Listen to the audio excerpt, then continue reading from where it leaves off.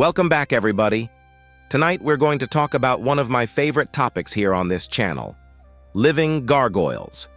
How do they live? Do they actually exist? We're going to try to find out. Are you ready? Let's get started. Now, the gargoyle has always been synonymous with fear, wonder, and fascination. Most of us know them simply as architectural ornaments or rainspouts. However, underneath their eerie appearances lies a mythology so profound that it whispers of stone beasts that might, under certain conditions, awaken. To comprehend the myth of the living gargoyle, we must embark on a journey through their history and the folklore that surrounds them. First things first, the origins of the word gargoyle is derived from the French word gargouille, which means throat or gullet. This refers to their original purpose, which was to serve as a waterspout to divert rainwater away from the cathedral walls. However, the medieval artisans who carved these grotesques imbue them with deeper meaning. They were not mere functional pieces of architecture, but rather embodiments of evil that had been forced to serve good.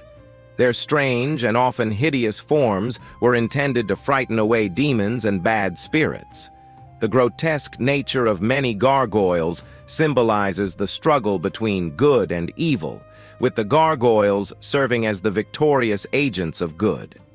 Yet it's important to remember that the period in which gargoyles flourished, the Middle Ages, was a time when life was deeply entwined with spirituality. People saw the supernatural all around them. Thus, it's not surprising that legends soon gave these statues a heartbeat. In certain beliefs, gargoyles were more than just carved guardians. They were watchful spirits that were trapped in stone and given form by the very craftsmen who unwittingly bound life into their creations. By day, they remained petrified and silent, but as the sun set, they stirred, stretching their wings and leaping from their perches. Some tales claim they were friendly, becoming the protectors of the city at night, fiercely loyal and strong, battling against the evils that came out after dark. Other versions tell of darker creatures, souls cursed to live in hideous forms, doomed to watch the world go by while they were forever frozen in their grotesque shapes. Whatever form they took, one thing was clear.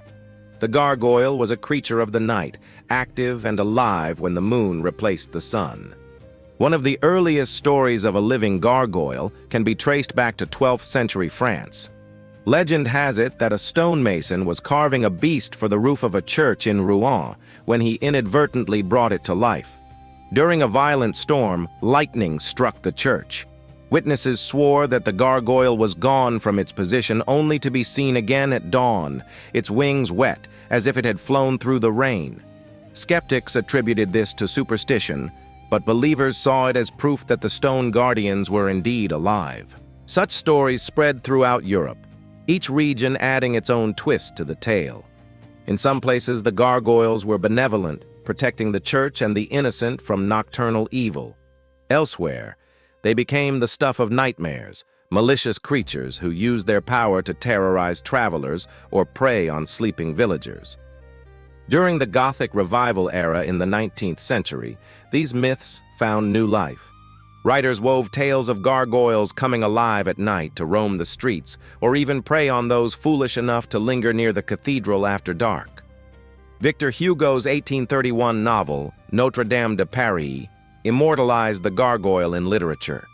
He breathed life into Quasimodo, a deformed bell ringer who lived in Notre Dame Cathedral, and the hunchback became synonymous with the gargoyle, both representing the monstrous and misunderstood aspects of humanity.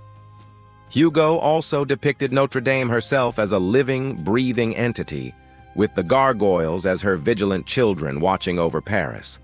So why did people believe these stories? The answer lies in the context of the time.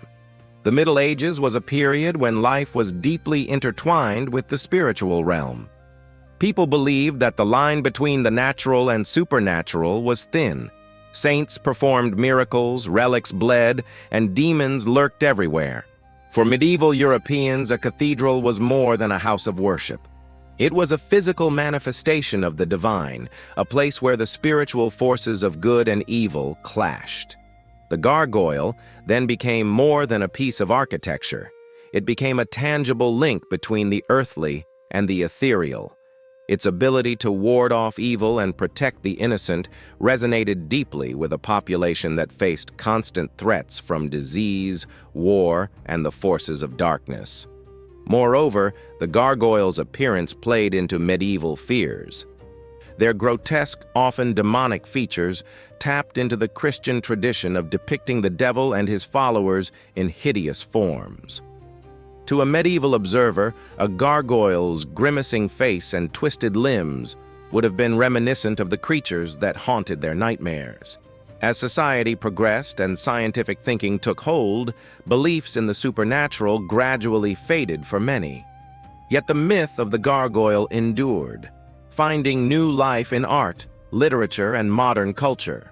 Artists continued to portray gargoyles as nocturnal protectors or demonic entities, reflecting society's evolving relationship with the unknown.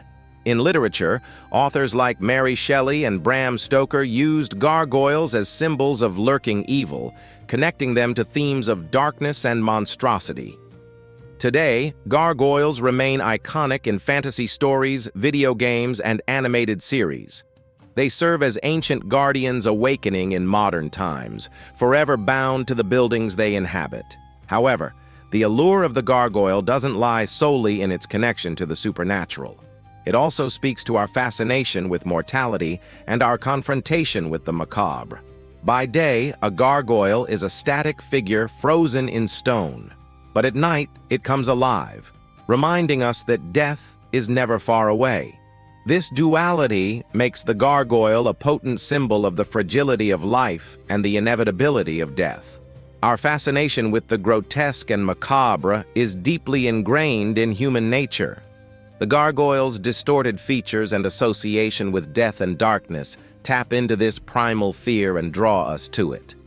Moreover, the secrecy surrounding these creatures adds to their mystique. They are most active in the dead of night when humans are most vulnerable. This shroud of mystery makes the gargoyle a creature of our deepest fears and darkest fantasies. Perhaps most compelling is the symbolic interpretation of the gargoyle. Some folklorists argue that the gargoyle's nocturnal wanderings represent the hidden aspects of human nature. By day, society functions with decorum and civility. But when darkness falls, primal instincts and repressed desires come to the surface. The gargoyle, with its bestial features and uncontrollable nature, embodies the untamed aspects of our psyche.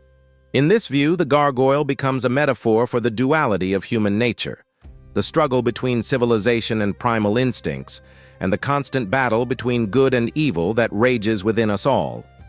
In conclusion, the living gargoyle continues to captivate our imaginations, blurring the lines between the natural and supernatural worlds. While science may dismiss them as mere stone, the human spirit finds resonance in their timeless tales. The gargoyle serves as a powerful symbol of our fascination with death, our confrontation with the grotesque, and the duality of human nature. As long as these themes resonate with humanity, the legend of the living gargoyle will endure. But what do you think? Do gargoyles really come to life?